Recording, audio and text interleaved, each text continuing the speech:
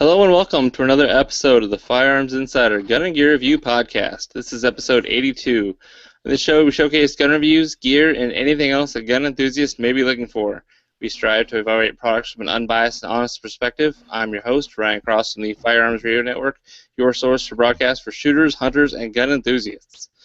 This is the Tactical Win episode, kind of the other side of the What WT Fail episode from last week, number 81. I got with me this week, once again, TJ and Tony Simon. How's it going, guys? Hey, Ryan. How you doing? Say, Ryan. Good. Did you guys do anything in guns this week? Last weekend, I went to a friend's house to shoot some informal clays, and so I did that for a couple hours, and then I brought a couple of my pistols with me, and him and his brother hadn't ever shot any handguns, so I brought those out, and then his 10-year-old son as well had never shot a handgun, so I took those out, kind of showed him how they work a little bit, and got to shoot some of those resealing polymer targets that kind of like made like steel gongs, but they're polymer, so they flop around when you shoot them. So it was a pretty good time, and I thought it was pretty cool to be able to help out a new, maybe not a new shooter, but a young shooter, you know. Yeah. What about you, Tony?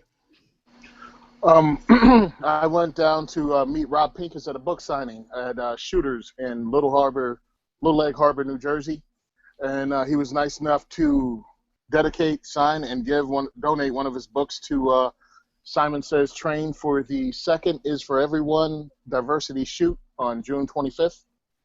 He gave that to me and said it's for the cause, which was pretty cool of him to do.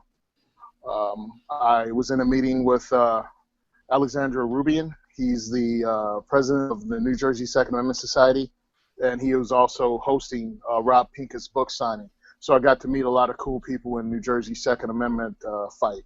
So that's what I did.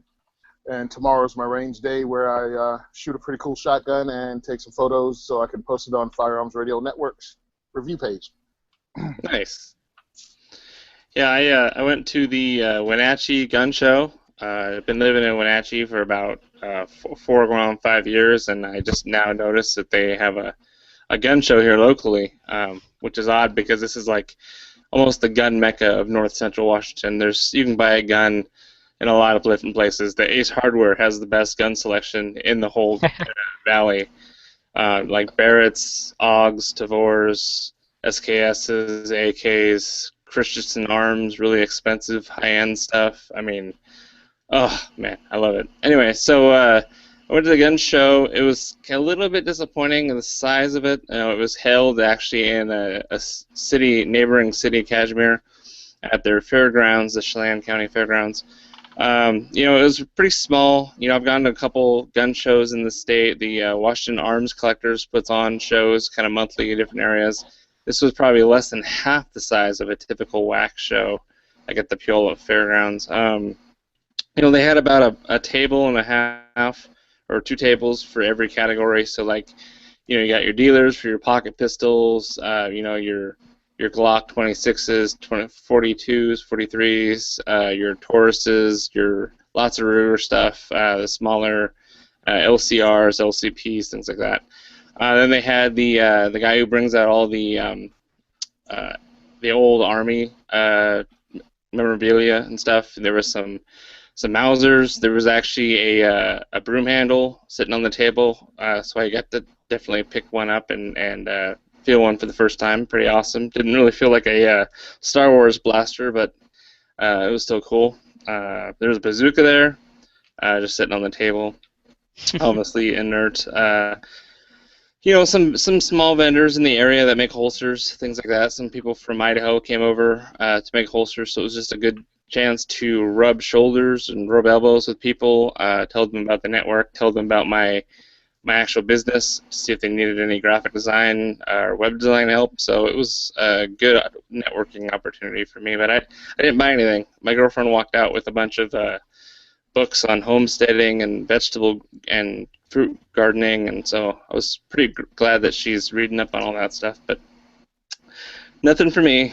I meant to go to the range this morning, but it was actually pouring down rain. and usually that doesn't stop me, but I was going to bring my chronograph and take some velocity readings, and obviously that is a problem because I don't have any kind of, I guess I should have had like an umbrella and a bucket to just kind of prop it up over it, but I didn't want to fuss with that. So I'll probably go tomorrow if it's dry. That's all I've been up to. So Cool. let's get right into, what were you say anything else? Oh, I was just going to say I usually try to avoid gun shows just because they're hectic and they're usually not any cheaper than you can find locally anyways, for me, my experience, I guess. Well, the prices weren't bad. I mean, they had the Glock 43 there at two different booths. One had it for about $480, and I think the other one had it for $5. That's not bad. I'm surprised they're not jacking them up. Yeah, no, it was good. They had a lot of bulk ammo.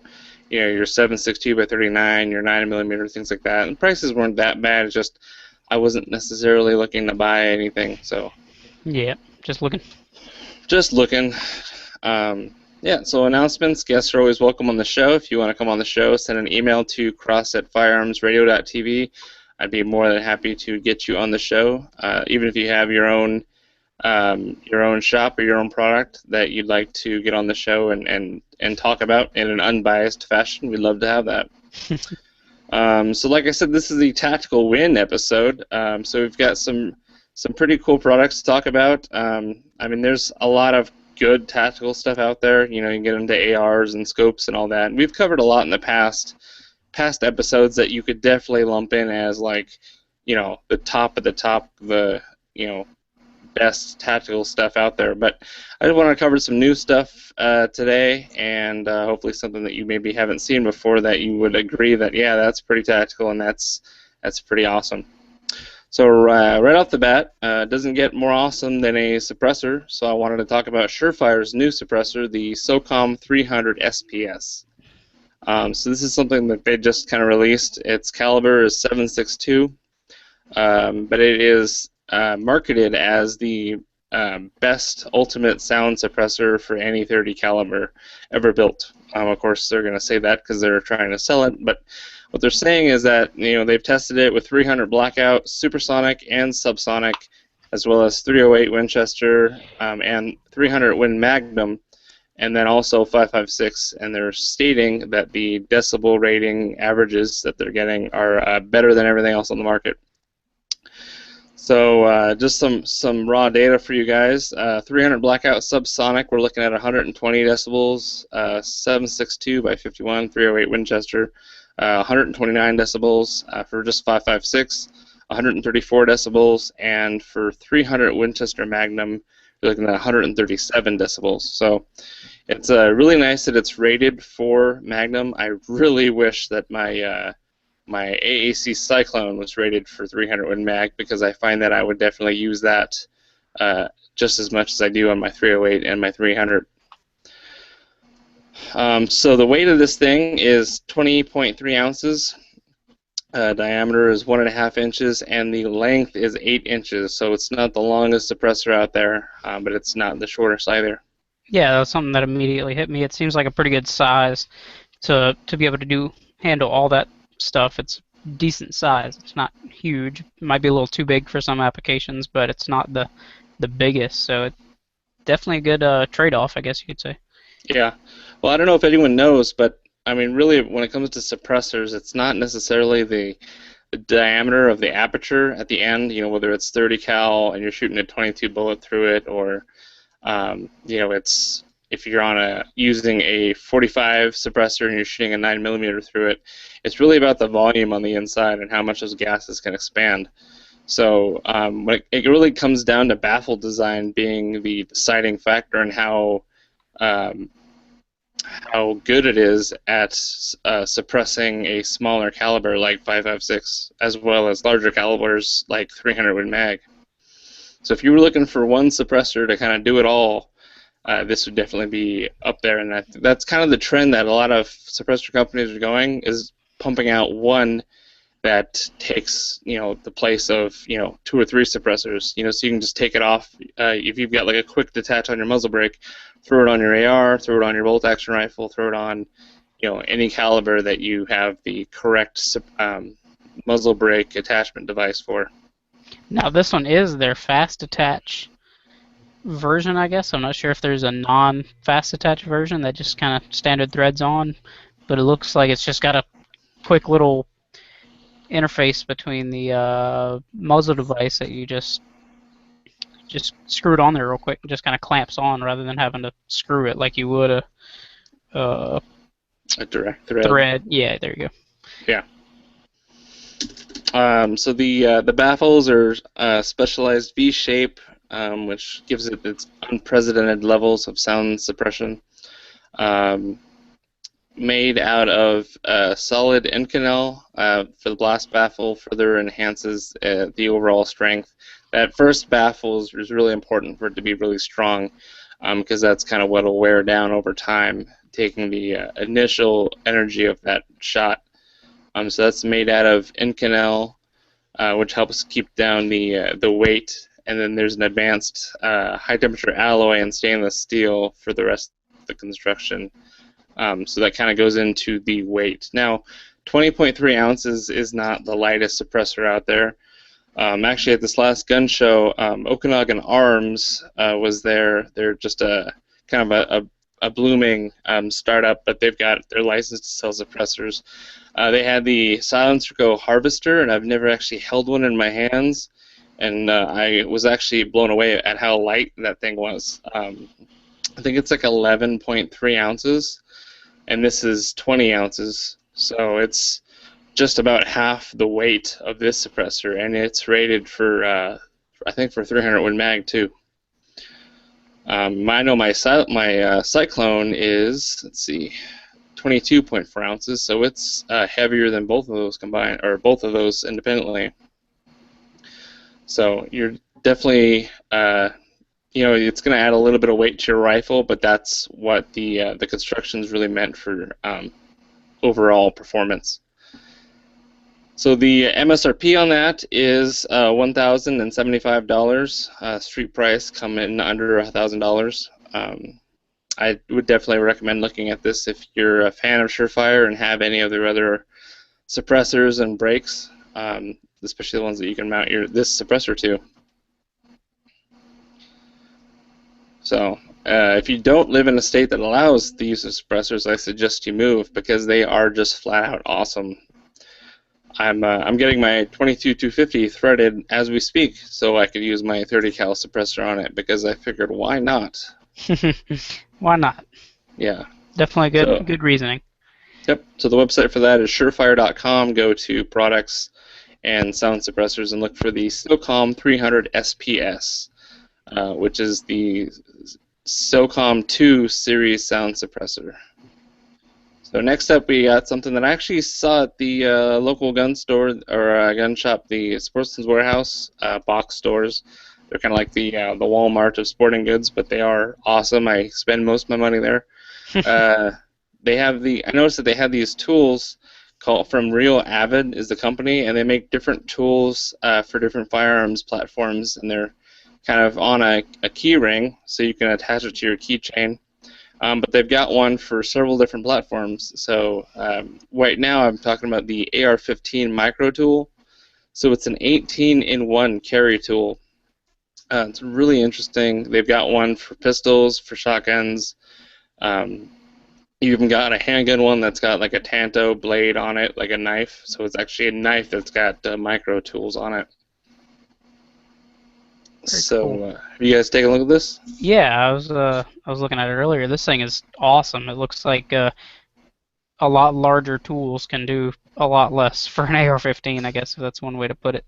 It's got punches. It's got a punch, flathead screwdriver, sight adjustment tool, carbon scrapers for your bolt, and firing pin. They have different size little scrapers to match the different sizes of different things on your rifle. A bunch of hex wrenches. Of course, the obligatory bottle opener. Let's see what else. Bolt face scraper, a little like wire cutter looking thing, I guess, if you need to cut some cord in the expediently. Front side adjuster, I said that. And the key ring with strap, I think that's And That's it. carabiner. Yep, carabiner. I think the carabiner is also a doubles as the bottle opener. Yeah. But yeah, this thing's awesome. It's a nice little compact package, maybe 2 inches long and an inch wide at the most, and just clips real flat. Not like one of the more bulky tools like a multi-tool. So this is Yeah. really cool. And then for the price point of $19.99, it's like almost like, why don't I have one of these already? Pretty much that's what it comes down to. I was looking at it because I'd heard of this. My friend Sean over at Black Bag Resources, he sells the tools somewhat like this, but this is even smaller. So I like, because of my regular job, which is locksmithing inside of a prison, having something like this to just do a small job where I won't have to actually go sign out tools and be responsible for, larger tools if all I have to do is strip a wire or tighten up something small. This makes a good general tool that's also pretty much, it's a specialized tool, but I can use it as a general tool also. And for the price, it's great. And also for $19.99, that's one of those gift items that you can buy someone that has an AR. It's just it's a layup. Yep. Yeah, definitely. And one thing I noticed too is a lot of with these little multi-tool kind of, they're usually like credit card size where they have these slots in them that are different hex sizes. The way this one's done is a lot more well thought out, I guess, whenever you look at it, because usually with those, it's a kind of hexagonal slot, and that just gets smaller and smaller or bigger and bigger, whichever direction you're going. And there's really nothing to keep you from slipping out of that particular size. But what this one does, it has a small kind of tooth that gives you, rather than just 3 sides or 2 sides, it gives you an additional, fourth side to keep you from slipping off of that hex nut. So that's definitely a cool little added, well thought out design. Yeah, I'm gonna have to buy an AR-15 just so I can use it. Hey, I saw somebody found a heavy for caliber bullet in a box of bullets they had, so now they're gonna have to purchase a new rifle, right, Ryan? Right.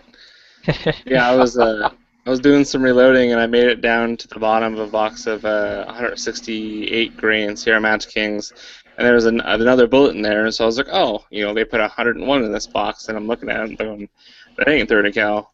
That's long and skinny. So I weighed it, measured it. It was a 22 caliber, 77 grain.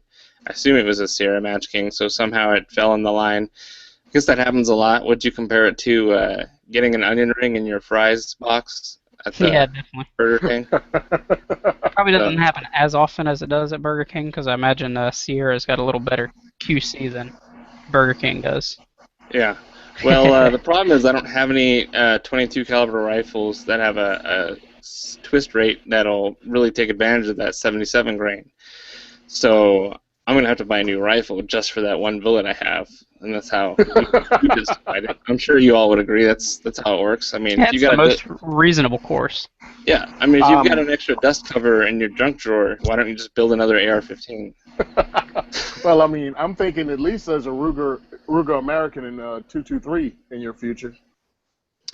Yeah, I think, let's see, 77 grain, it's a heavier bullet, so it'd need a faster twist, so something like 1 in 7. 1 in 7, yeah. Yeah, and on my ARs are 1 in 9, or maybe 1 in 8, and my 22-250, which would be, like, awesome, that's actually a 1 in 11, so there's no way that'd work.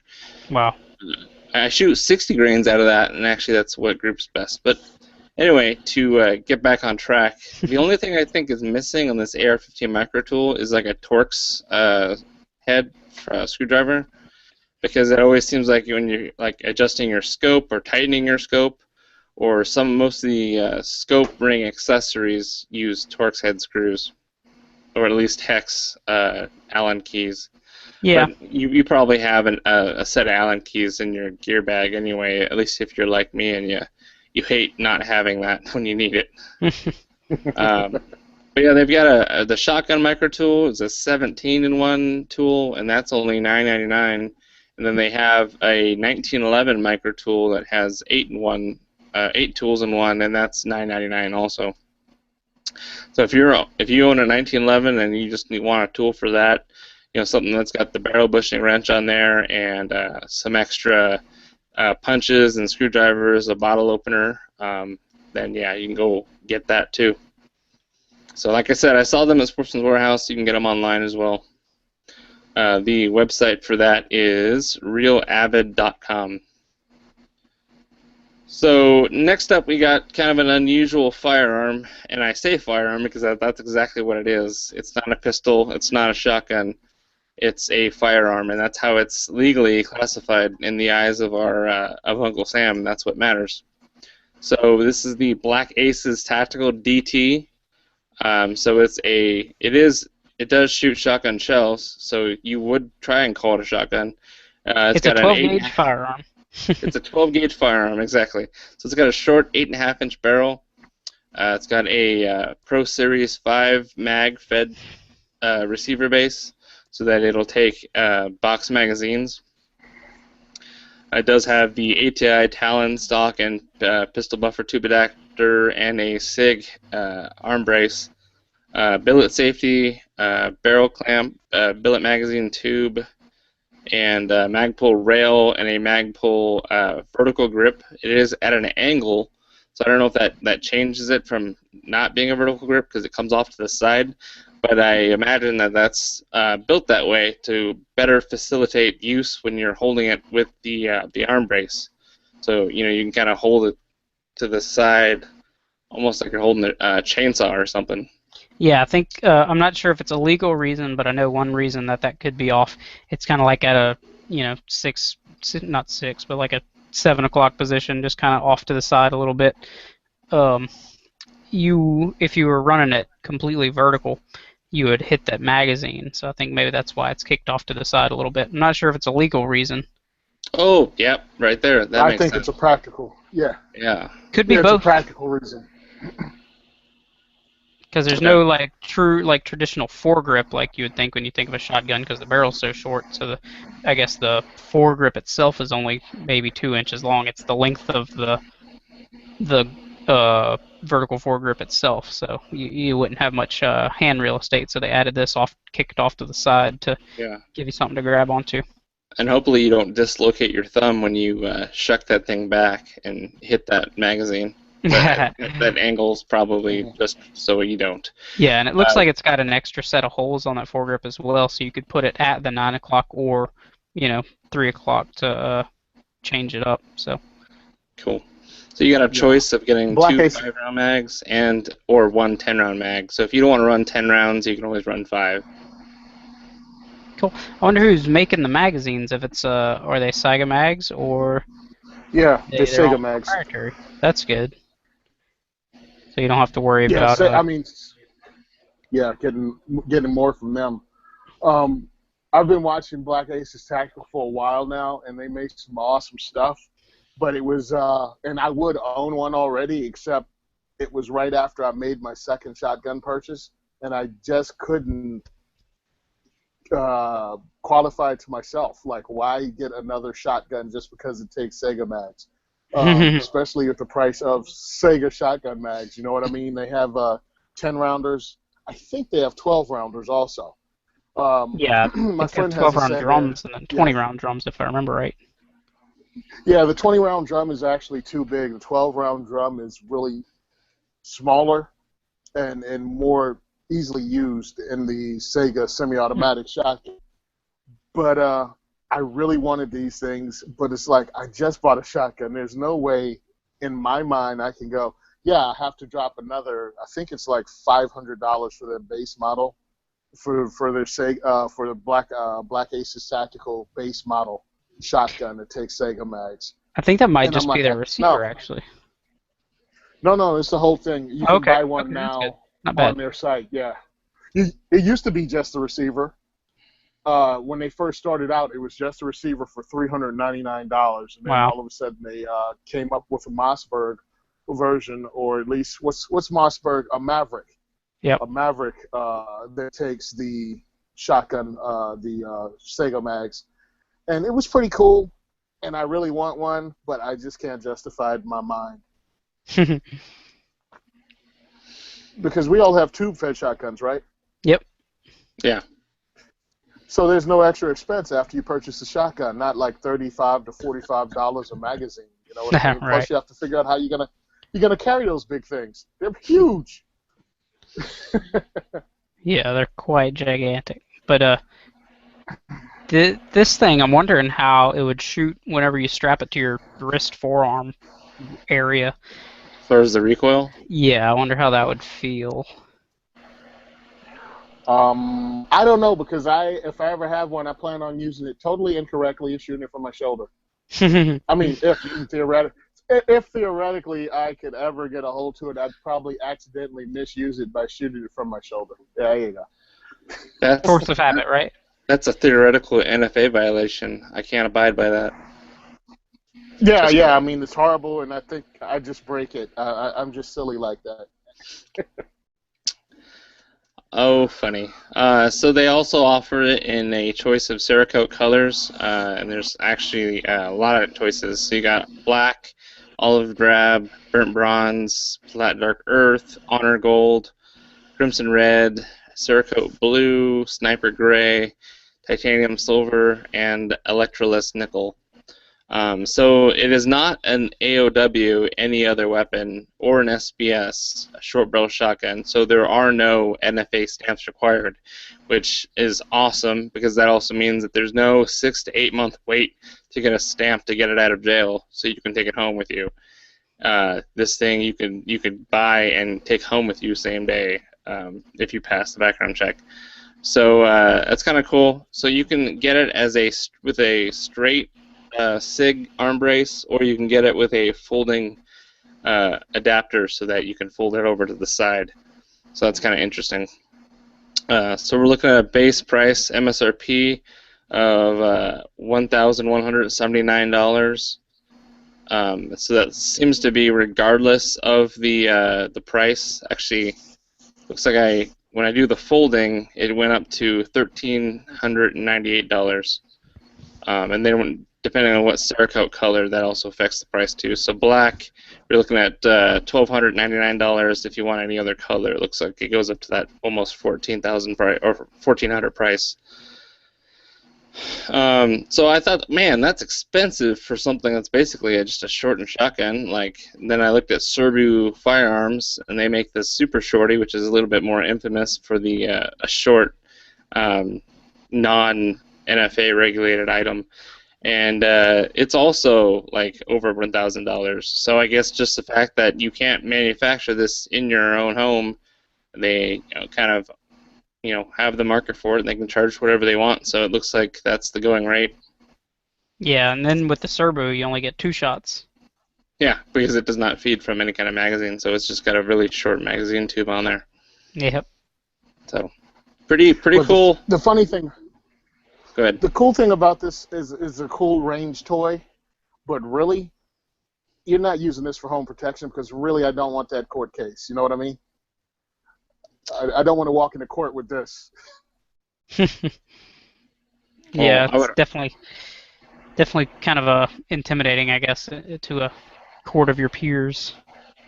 Hopefully it's so intimidating you don't even have to pull the trigger. Yeah. All I have to do is rack it, and the sound will make them run out of the house. Yeah, that's right. That works. Yeah. There's documentation of that in every gun store. Or do what old Uncle Joe says and just shoot 2 shots in the air outside, and that's all you need. So if you want to take a look at that, yeah, Uncle Joe's gonna get you locked up. Yeah, Roger that. He already has gotten somebody locked up. So the website for that is blackacestactical.com. Just look for the Black Aces Tactical DT.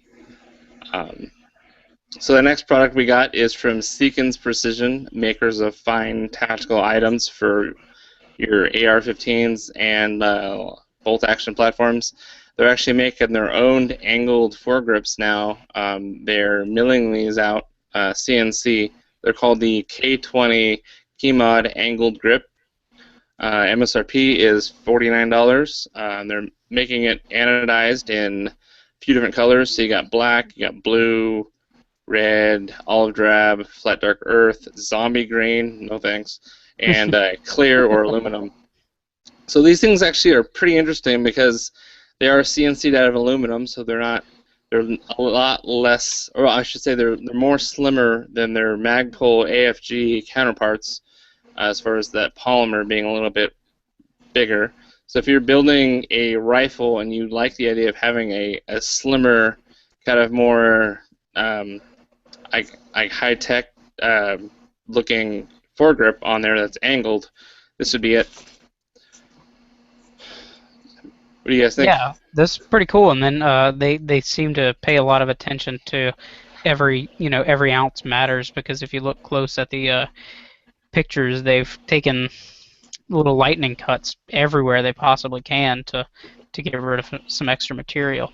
And then as well, they have some checkering on the hand surface, wherever your grip surface, wherever your hand would sit, and it just looks like a really good product if you need that kind of attachment, angle foregrip. The only thing is they need to make it for the less goofy looking Magpul M-Lock rather than the key mod as well.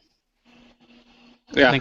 Personally, I think the key mod's funky looking, so it's just a personal thing.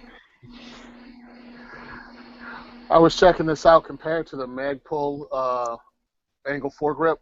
Mm-hmm. Well, Magpul makes an M-Lock version of this, which is actually lighter weight than this and as slim and as small as this actual item for half the price.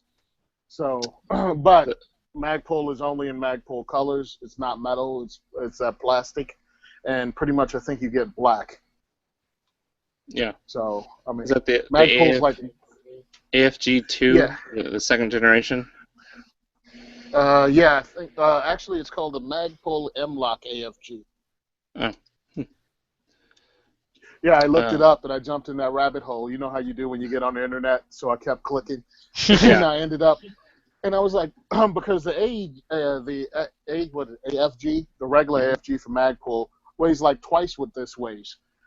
And I was like, all right, well, this seems to be a better deal, especially if you're making a lightweight build and you still want an angled foregrip. And then the next move was go down to M-Locks and see what M-Lock looked like. And the M-Lock one is like weighs less than this, and I think it's even a little shorter than the regular AFG and AFG2. Cool. So it's actually pretty hollowed out as far as the inside goes. So there's really not any wasted space. The one cool feature that they did add is a QD swivel mount in the rear, kind of just below that shorter angle, or behind your support hand, so you can put a QD sling swivel right in there. So that's kind of cool. I don't know a lot of guys that are actually going to do it that way, because usually they have it mounted somewhere on their rail, or they're running a single point sling, but it's really nice to have that option on there just for the heck of it. I think they are pretty sexy. Pretty sexy. If you're looking to build a sexy AR-15, these might be just a thing for you. Unless you're planning on getting zombie green, in which case, don't talk to me.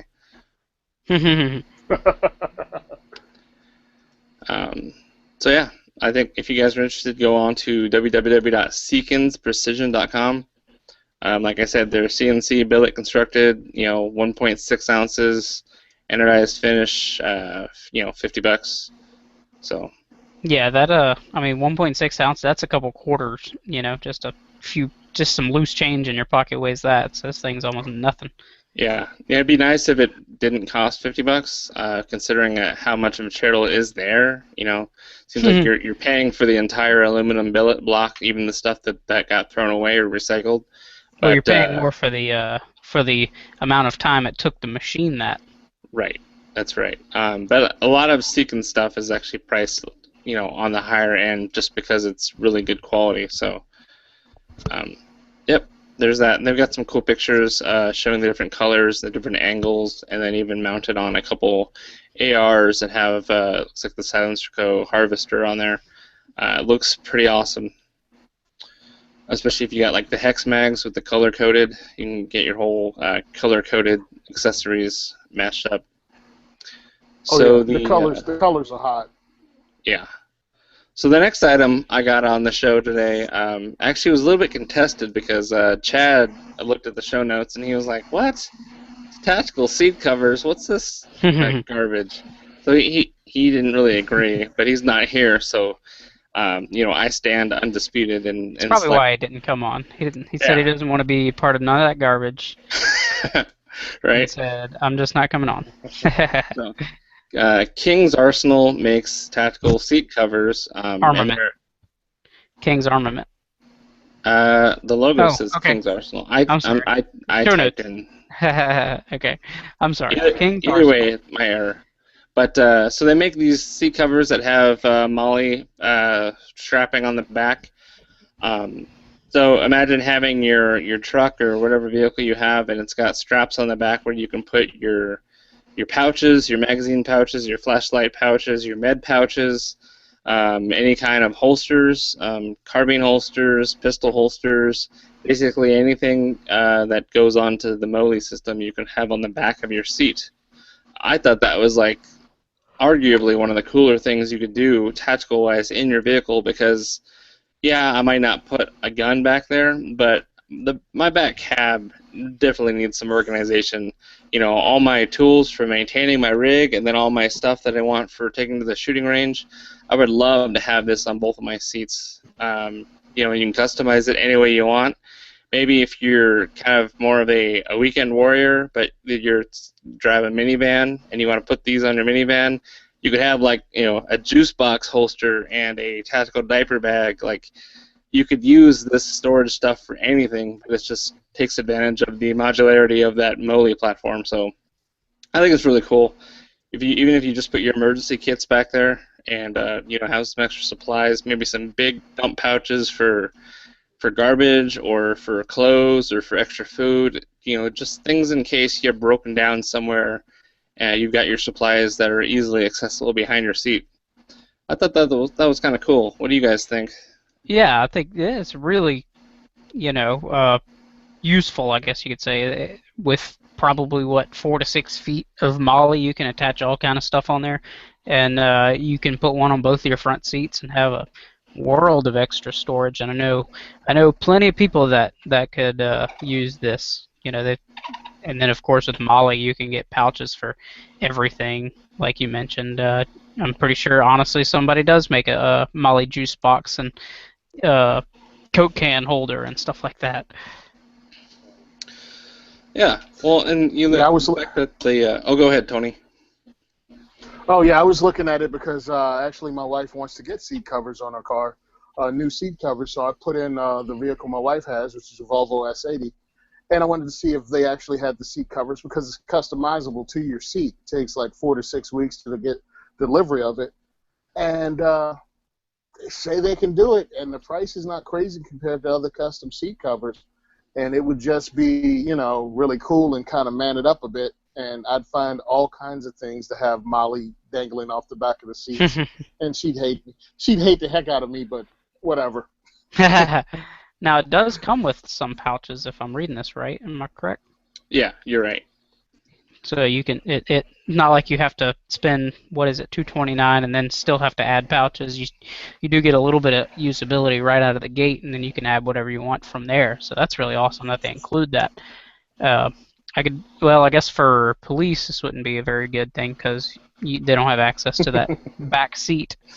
But I guess depending on the type of vehicle they have, because I know there's different types of police vehicles where they might be able to actually use these. That would be awesome to be able to have some spare mags strapped to the back and such. Yep.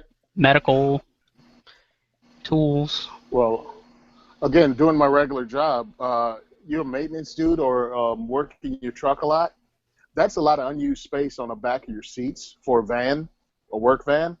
That gives you a lot of stuff, a lot of storage that you could actually use. I mean, it's branded as tactical, but I think it's probably useful.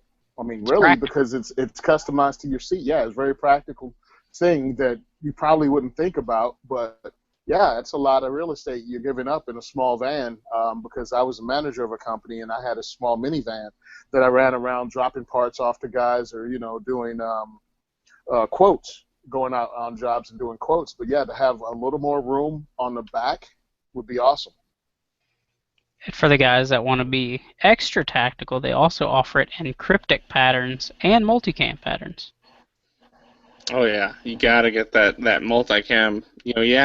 So the regular solid color, you're looking at a MSRP of $229. The multicam is $329, and the cryptic patterns are $309. But it's worth it because you get extra style points. I mean, come on, it just looks cool. The on the back, everything's in the kind of coyote brown. It's gonna match with the earth tones. It's made out of 500 denier Cordura ballistic fabric, so it's got a lot of water resistance and stain resistance like built into the fabric already. If you get it wet, just kind of dry it off, rub it out. If you get stains, you can very easily just rub them off. You can wash it too. And it's even got some hook and loop on the back if you are one of those tactical guys and you just want a place to put all your morale patches or anything that attaches via Velcro. You can just put it back there too. Yeah, now one thing I just noticed, just kind of looking at it, not seeing where they necessarily specify it as a feature. Maybe I just didn't read through it thoroughly enough, but if you look at this one picture on the driver's side, like the left side of the driver's side seat, it looks like they have a little kind of like a mesh pouch right there on the back. So that would be kind of a convenient little, dump some change in there at the drive-thru. You just kind of dump your change in there and organize it later rather than having to, throw it in the cup holder, floorboard, whatever, and lose everything. So it's just another little thing, I guess. Yeah, I mean, I got a lot of stuff that would fit on Moli stuff. I mean, yeah, you're not going to walk around with a full-on airsoft tactical vest, but to have the capability of mounting all that to the back of your seats where it's kind of mostly out of view, no one's going to really see it all that much in case they open up your back doors or look through your back window. I think it's really smart. Yeah. You can get it in Cordura, or for an extra $100, they can make it out of neoprene if you really want it to be waterproof. Just cost you extra. And if you just want multicam seats, but you don't want the Mole panel on the back, you can select that option too and get $50 taken off the order. This is really a well thought. I don't know. I think it's a well thought out product, and I'm kind of liking it. So I have to figure out a way to kind of sell my wife on it. I compared to other products like it, and really, there's another company that makes it, and theirs looks cheap compared to this. It's the same price range, but it doesn't look like it's the same quality, and it doesn't look like it's as custom fitted. It just looks like something that one size fits all. Yeah. So this seems to be a good product comparatively to what's out there. Yeah. Now, Tony, it depends on how observant your wife is, but you can maybe sneak one on, and then one day, whenever you say, "Hey, can you go grab my flashlight off the back of the car seat?" and she says, "Wait, what? How long's this been here?"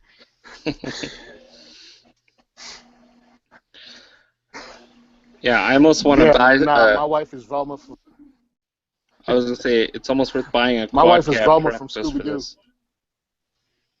Notices everything, huh? Go ahead. I'm sorry, Ryan. Go ahead, bro. No, you go on. Thelma from Scooby-Doo? Yeah, my wife, she knows everything.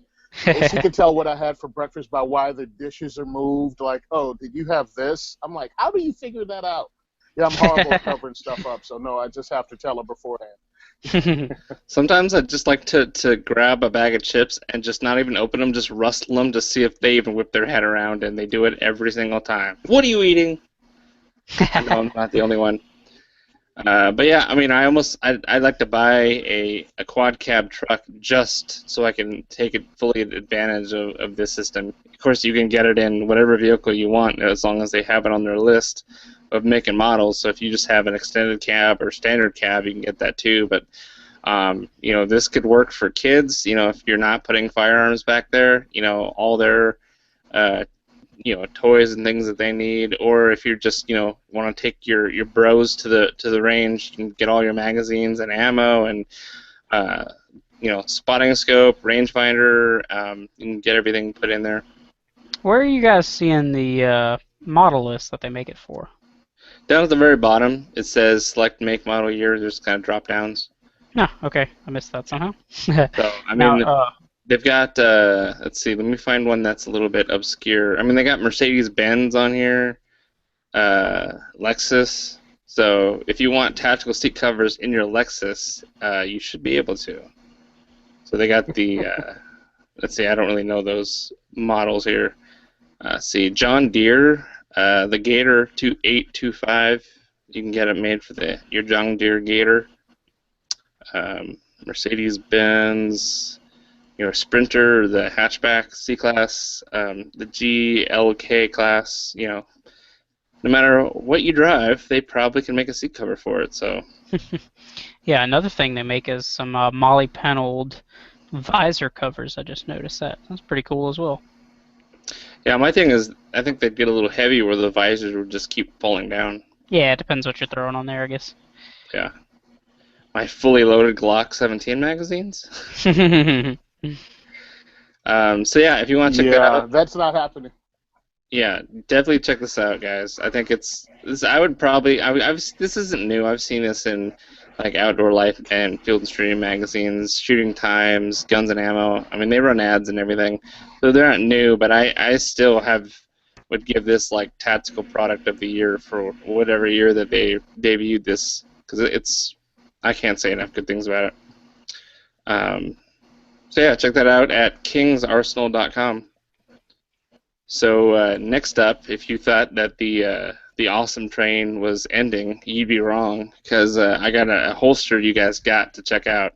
And this is actually made by Tidex Holsters. That's Tidex with a T, and they're actually in Washington, so that's pretty cool. They are making a holster that looks like the Millennium Falcon. Did you hear me? Is this thing on? The Millennium Falcon. How awesome is that? That is pretty awesome. Yeah. I will admit, I was pretty excited whenever I saw this. Yeah, so this guy, Tyler, he's one creative dude. He's making some awesome holsters with different themes, using just layers of different patterns and colors. So layering the Kydex on top and doing cuts to make the pattern. So he's got like the Rebel logo on there. He's got, where's that? TIE Fighter. Is that like a mag pouch? I think so, or a subcompact pistol. I'm not sure. Yeah. So then there's Darth Vader. There's a couple different colored Millennium Falcon ones. One looks like it has Cryptic Highlander in the back, and the other one looks like some kind of urban digital camouflage. Yeah, these are pretty awesome. The only thing I was a little disappointed was by the fact that they didn't have the broom handle Mauser as the model. Yeah, that would have been cool. So he's still working I went on on his his Facebook website, page today. Go ahead. Yeah, I went on his Facebook page today and immediately saw this again and reposted it on Simon Says Train, and then just put it on every firearms-related board I'm on, every firearms-related page I posted it. I don't care. It's awesome. Well, hopefully he's getting some business out My of inner spamming. geek. Yeah, right. My inner geek just jumped out and started doing like the Michael Jackson moonwalk across my webpage. So I guess he calls I get geeked out by this. He calls the cryptic one the owl, and he calls it Cryptic Tatooine as the color scheme. Cryptic Tatooine, I like that. Yeah. Nice. So where did you were able to find the MSRP on this holster, right? I did not see it. Someone put on the show notes 175. I'm not sure where that came from. But who cares? It's awesome. I mean, if you can afford it and he makes one for your handgun, why not do it? Because you're going to get like instant street cred the moment you put it on for your buddies. Yeah. So, It's definitely not a conceal holster because it's coming out the bottom of your No. coat Yeah. or anything. Like Simon mentioned or Tony mentioned earlier, you gotta have a duster on to hide it because most T-shirts aren't that long. Yeah. So Oh, you it's definitely. out, This is open carry. yeah, outside the waistband. Yeah. Outside the waistband, open carry, definitely. Well, I mean, you've got to show it off, so of course it would be open carry. Yeah. So he What do doesn't you call have this? A picnic gun. A picnic gun. a They call barbecue. usually you hear a barbecue. barbecue gun, but would this one be a starbecue gun? Oh, bazinga! Oh, nice. Yeah, barbecue gun. That was what it is. Yeah, So, definitely. if It's you just awesome. if you want one, you got to email him, Tyler@tidexholsters.com. Doesn't look like he's got a website up currently to take orders, so you got to email him with his email. Go to his Facebook page, which I have in the show notes, or facebook.com/tidexholsters. And definitely like and follow his page. He's almost got 1,500 likes so far. So good on him for coming up with something novel that a lot of people are getting into. Yep, definitely. Oh, it's definitely awesome. So now on to the main topic. So I've got a review to talk about this week. Last week I covered the Pelican 1750 long case, which of course is very heavy, about 25 pounds unloaded. So this week I'm actually covering a much smaller Pelican case that's a little bit different, basically a lot of the same features, just in a smaller package.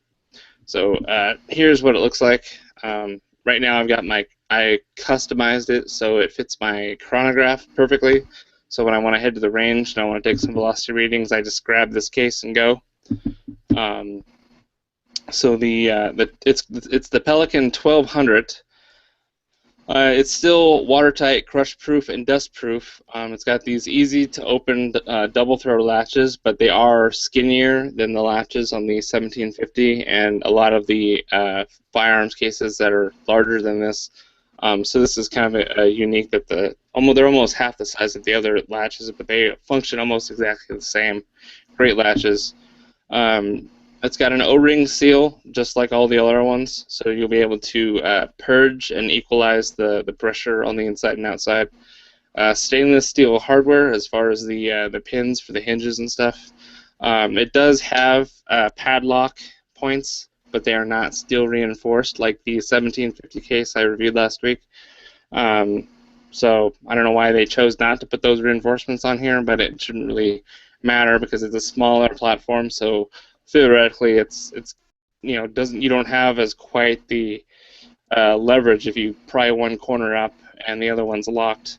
This is so small that you're probably not going to be able to open it large enough to grab whatever's inside and pull it out. It did come with plug and pull foam, and the lid foam is, I guess they call that convoluted. I didn't know that was a clinical word for that. I always call it egg crate foam, honestly, because you put eggs in it, but that's what the lid has on it. So here's what it looks like, the way I have it set up right now. So you can see this is that convoluted lid foam, kind of like what you're familiar with.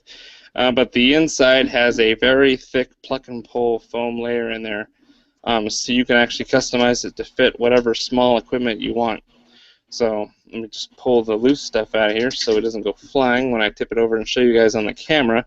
But this is actually the perfect size. I've got the Shooting Crony F1, and when I break down the little metal arms, they fit perfectly inside the case, like exactly.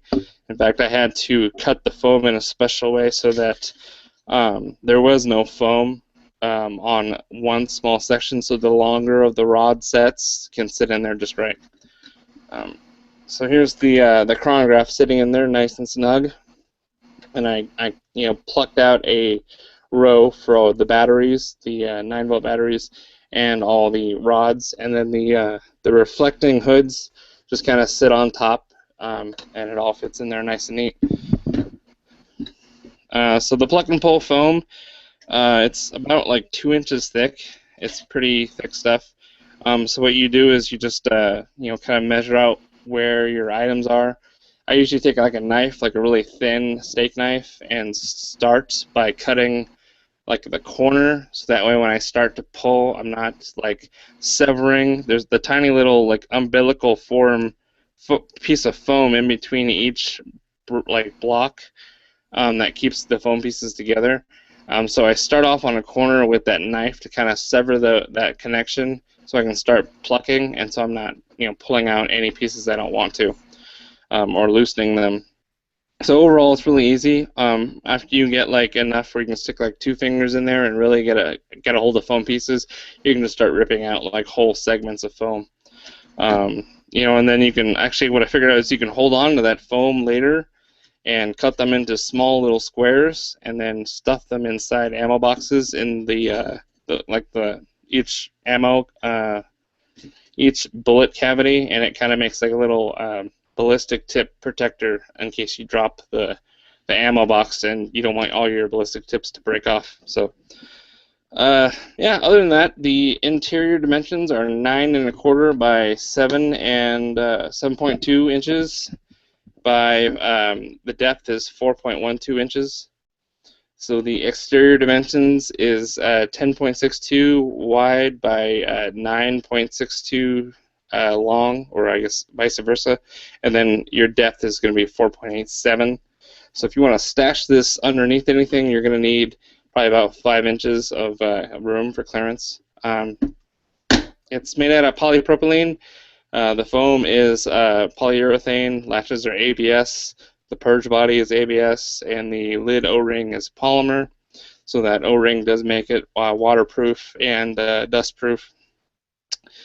The different colors you can get it in, you can get it in black, kind of a really bright safety orange, silver, you got like a really bright safety yellow, and then you have OD green, which I guess is available upon request, but there's like kind of a minimum quantities type of order.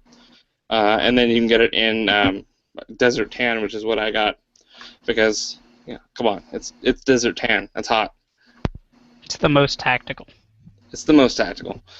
So I think it's a great case. If you wanted to, like the different uses, like a camera, a video camera, any kind of a small electronic device that you wanted to protect, if you're going rafting or boating, or even just traveling and you wanted your really expensive camera protected, you could customize the plug and pull foam so that it fits in there snug, and it's going to be absolutely secure. So the prices on these guys, they're really not that bad. They're pretty affordable. So I think I got mine for $39, $40, somewhere in there. I'll get you a exact amount if you wanted to go on Brownells and get it. But I would definitely recommend picking one up for yourself for just about anything you need. Let's see, Pelican 1200. They make slightly larger sizes too. If you want something larger than the 1200, you can get like the 14. They make a couple different sizes. So let's see, they make the 1150, 1120, 1170, 1400, 1300, and those all vary in length, width, and depth, depending on your. So you might want to go to Pelican's website, pelican.com, and check out their small cases and find out which one exactly is the one that you need. So Brownells has the 1200 case for actually $49.99. So I think I probably paid somewhere just shy of $50 for mine at Sportsman's Warehouse. I would rate this the same that I rated the 1750, a 9.0, being amazing. The negatives that I gave the 1750 don't really apply to this because it's not bulky and heavy, because it just doesn't have the size of that 1750 long case. And there's the other complaint I had on the bigger case was there's no instructions for cutting that foam. It wasn't plug and pull. You had to cut the foam yourself. This is great because you can just pluck and pull whatever design you want, or not at all, and just have that piece of foam kind of shaved down if you just wanted something flat, or just take it out because there's another layer of foam at the bottom if you had something that was really big and bulky and you just didn't want any inside layer of foam. So I can't really think of any cons for it other than the fact that it did not have steel reinforced padlocks or padlock points. And I noticed that the grip or the handle on I think I have the 1400 case. It's got like a nice rubber finger grips on the handle, and this one's just kind of plain. Obviously, for saving money and for production, they just didn't have that on here, so there's no big deal. It still has the nice ridges on the outside, which kind of serve a dual purpose. If you wanted to put like a label, stencil your name, or print something out on sticker vinyl, whatever, put it in between here. Kind of protects it if it's sliding across a surface. You're not going to wear out your label. Also, you see on the back, it's got these little feet built in, so they stack. So if you were to buy multiples of these little feet would line up with these ridges and be somewhat stackable. So, military grade storage for any kind of civilian product that you want to protect. Even if it's a picture frame with a picture of your grandma, if you wanted to, you can put that in there. Yep, I've had a little experience with those Pelican cases, and they are awesome. They're just top of the line. Yeah, they're obviously addicting because I got one, and then all of a sudden I was like looking at the smaller ones, going, "Oh, I need one of those." Like I didn't need it before, but once I bought one, I'm like, well, I already spent $250 on the bigger one, so what's another $50 on the smaller one? Yeah, I think at this point we've got 4 Pelican case reviews on the Insider. Yeah. So people like them, and they're all held in very high regards. Yep. I was looking at them. I was looking at them, and after you did your review last week, and now you're doing a review this week on them, they're pretty sturdy cases, and it seems to be, well, for the money you spend, you get a really good product. So it seems like it's something that I might want to do in the future, but right now I'm just using what I have. But I don't travel like you guys, I don't fly to shows and stuff like that I'd have to secure something that way. I'm running back and forth for range for the most part at this time. Yeah, that's understandable. The nice thing is if you could definitely fit a handgun in this if you only had one handgun, and you wanted to be able to store some magazines and that one, really nice pistol for traveling, you could definitely do it with this case. So, for $50, that's like almost the best protection you could get for your handgun for traveling, for the money and the modularity. If you just pluck out like a general shape for a handgun, you can put multiples in there. If you got a Glock 26 and a 19 and a 17, you could really swap out any one you want in there. You can even, like, if you are very careful, pluck out the entire shape, pull it out, and then get on like a bandsaw or just a really long knife that's sharp enough with little tiny serrations, and just cut that piece in half like on the inside, and then put it back in. So that way you don't have to dig in like a whole 2 inches to pull out your pistol. It's slightly elevated, so you're taking the depth of that and kind of cutting it in half, or however you slice that piece. So that's kind of a nice tip too. And then you can just pluck a whole section out and put the magazines in there vertically. I guess the depth of this thing, they'd have to be like 10-round magazines or smaller. If you had like a Glock 43 with like a 6 or 7-round mag, or Spitzer was in Shield, you can get quite a few mags in there sitting vertically while you have your pistol in there too. So the customization is really up to your imagination and ingenuity and how you want it to orient your pluck and pull foam. Now, Ryan, would it be deep enough to say, like you mentioned earlier about cutting it out and getting a thin layer? Would it be deep enough to maybe if you had two Glock 17s, for example, you could stack them on top of each other? If you really didn't care about your finish and wanted to just stack your pistols on top of each other, I'm sure you could. Let's just say, let's see here. Well, you obviously have about 3 inches total of depth, a little less than that, more like 2.5. So yeah, you could stack your pistols if you had dual Glock 17s and you really wanted both of them in the same case. You could do it like that. Cool. So Yeah, it's something I'm going to use to lock up my Cabot Arms Jones Deluxe when I get it. My 1911 from Cabot Arms. I'm scraping together pennies and selling the kidney, not mine, someone else's. But for $9,000 when I get that pistol, I'll buy this Pelican case. Yeah, I would say that if you're spending over $1,000 on any pistol, you need to put it in this case for transportation. Protect your investment. I think for 9,000, hopefully it comes with a case. Yeah, that is true. Yeah. So for the go ahead. I have a brown paper bag with a padlock on it for my high point for when I travel from point to point. But it has to be a reinforced brown paper bag because my high point weighs like 7 pounds empty. Right. So you could actually say that you could fight your way out of a paper bag, literally. With the high point? Definitely. Yeah. So the Tech Gadget Wrap item for this week is a watch. This is the Casio XL digital watch. So that I picked this, I was kind of looking over SKD Tactical, and I was looking over their other electronic items, and I came across this watch. It seemed like it had some pretty good features on it, and it's only $130. So it's shock resistant, 200-meter depth water resistant. It's got an auto LED backlight, which is a super illuminator. It's got a flash alert, multi-time for 4 different cities. It's got world time for 48 cities plus UTC. 5 independent alarms, an hourly time signal, one 1/100th second stopwatch, countdown time, full auto calendar, pre-programmed until the year 2099. I'm afraid to ask what happens after that. Are we going to have like another Y2K when the year 2100 hits? And then it's got, of course, 12 24-hour formats and button-operated tone on-off. And it is kind of coated in a kind of cool camouflage pattern, so it is a little bit fashionable.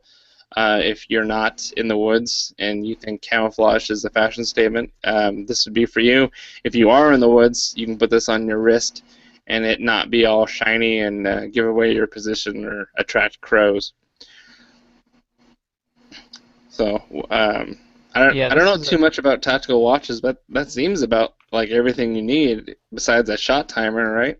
Yeah, it's got a ton of features, and it's got that I like that auto calendar because you don't have to worry about resetting it every time a leap year comes or something weird, because you just never know with some watches. The only thing I just don't personally like plastic band watches. They just feel funny on my skin, I guess. But other than that, yeah, it's pretty cool. Well, this is a G-Shock watch, right? Yeah. From Casio? Yes. Yeah, I purchased my first G-Shock in 1990 while I was in the military. G-Shock, they're really good. They're really good watches. I think I purchased 2 of them in my lifetime. I've lost them both, but I didn't break them. So I really like that. Right now I have a Timex, and it's holding up to my abusive use. But G-Shocks are really good, especially you pay a little bit more than you do for a Timex, but it's a bigger screen, it's a bigger watch, it's sturdier. I really like those, and I might get one day because my wife buys me a watch every year because somehow I break them quickly.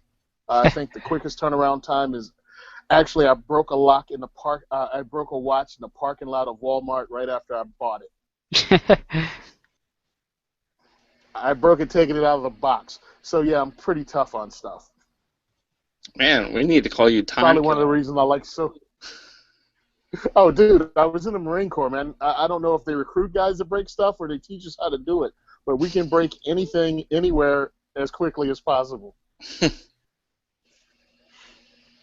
So I got the link in the show notes to skdtac.com where you can buy this for $130. You might be able to find it different prices elsewhere, but I like SKD, so I just have a link there.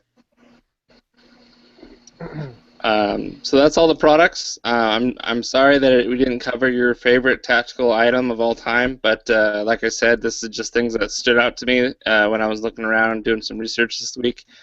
God knows there's plenty of cool tactical stuff out there that's not crap, and that's great. If you want to go to our Facebook page and find the post for this episode and comment on what we missed, that'd be great. I mean, if you feel like we should have added something, a favorite pistol, carbine, rifle, any piece of gear that you think is the best tactical thing since tactical bacon, then go ahead and leave us a comment on there. So just letting you guys know that we're still doing that Firearms Radio Network EDC giveaway, and the deadline for that is June 30th. So you need to make sure that you somehow enter for that. There's a couple ways to do it. You can be a Patreon supporter of the Firearms Radio Network, the Gun Guide Radio, This Week in Guns, or the We Like Shooting podcast. So all you got to do is just be a patron of those once, and you're entered. If you don't want to give us your money, you can always enter using a form that we have on the page, firearmsradio.tv/EDC, your name, email, phone number, and a testimonial on how the Firearms Radio Network has changed your life, good or bad. And feel free to leave out any personal information. You can use code names if you want to. So the prizes for that obviously is the car, P9, EDC items also available. See Alien Gear holsters, Keybar, Hellbent holsters, Precision Ear, easy to see targets, Kentry Brenner designs, Wazoo survival gear, and LA police gear.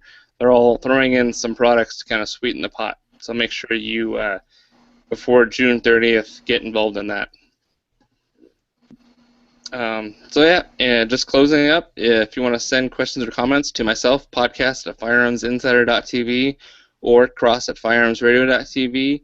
Remember to subscribe and leave us an iTunes review, and check out all the other shows on the Firearms Radio Network at firearmsradio.tv/iTunes. Be sure to visit the Firearms Insider for future reviews and industry coverage. Make sure you head on over to my website, hunterofdesign.com, for awesome websites and logo designs, my own personal business. Make sure you go to Simon Says Training. Is that right? Simon Says Training on Facebook. Yes, that's correct. Cool.